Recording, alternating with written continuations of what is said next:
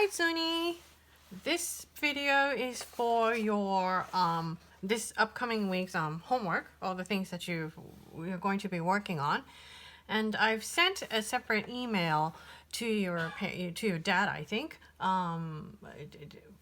explaining all the things that you'll be doing. I think your explanation is all in one page.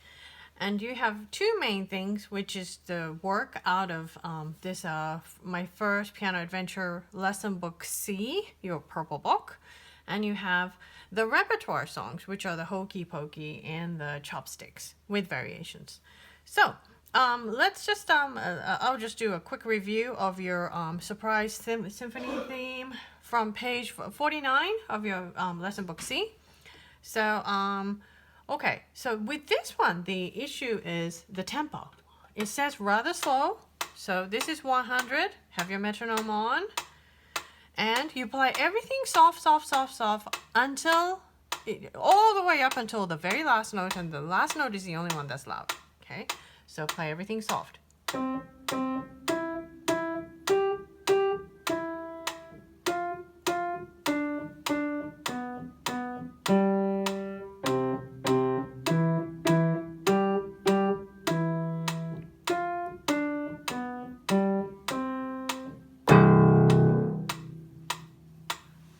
So as you can see, I wonder if you read the story about it, the Surprise Symphony, or actually, no, they don't really talk about it, do they? It's really just the lyrics then. You can read the lyric. Everyone is sleepy now. Everyone has closed their eyes. I think they may be asleep. Here is my surprise. And boom, you play the very last low note. And in this piano, it's really low.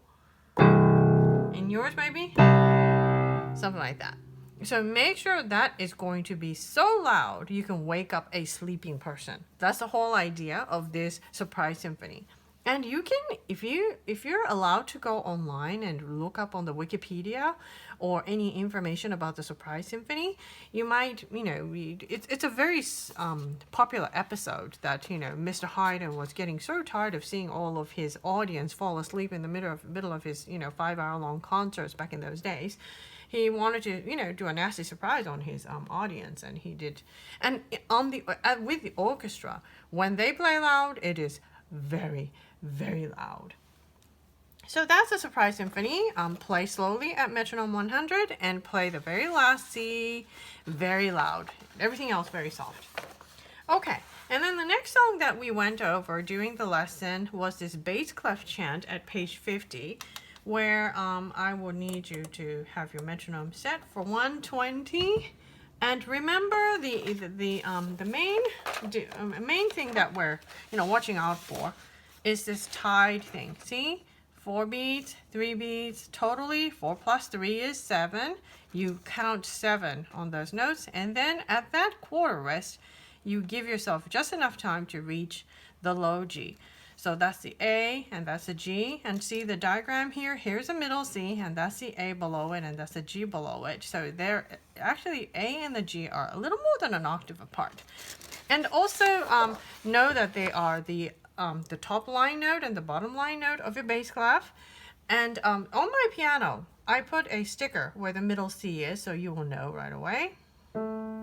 That's the A, that's the G, okay? So let's play that with the metronome.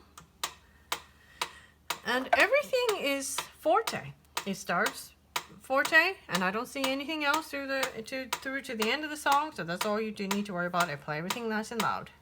1, 2, ready, go. 2, 3, 4, 5, 6, 7, leap. 2, 3, 4, 5, 6, 7, leap. 2, 3, 4, 5, 6, 7, leap. 1, 2, 3, leap. 2, 3, leap. 2,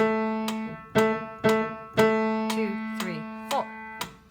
And that's all. It really doesn't make much sense just by playing your part, because it's supposed to be played with the teacher playing the this area, the high area on the piano, which I don't get to do. So let's just let be the exercise for reading the line notes, the top line note, the A, and the bottom line note, the G. And that's all you need to do with this one. And to count the 7 beats for the tied whole note to the dotted half note. Okay, next one I'm not going to demonstrate here because this is for you to figure out all by yourself. Let's take a look. Detective, you can, this is page 52. Detective, you can put your name up there. You are the detective and must solve each case. Answer these clues to help name the first note for each example. Observe the dynamics and play. And then first note clues for, this is Marta's case. See, number 1. First note clues, is it a line or a space note? Name the note. So that one right there, you have to ask yourself, what is that note? What is the letter name of that note?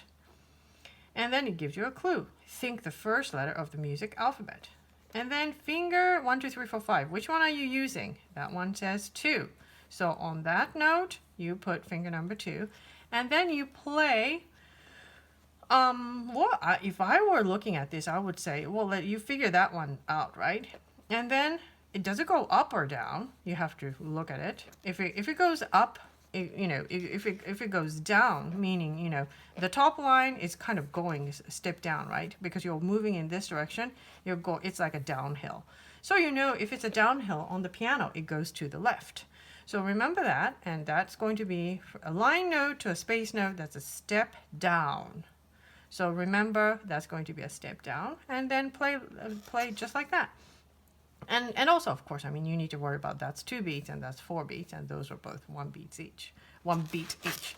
So yeah, this is what is kind of like a sight reading exercise.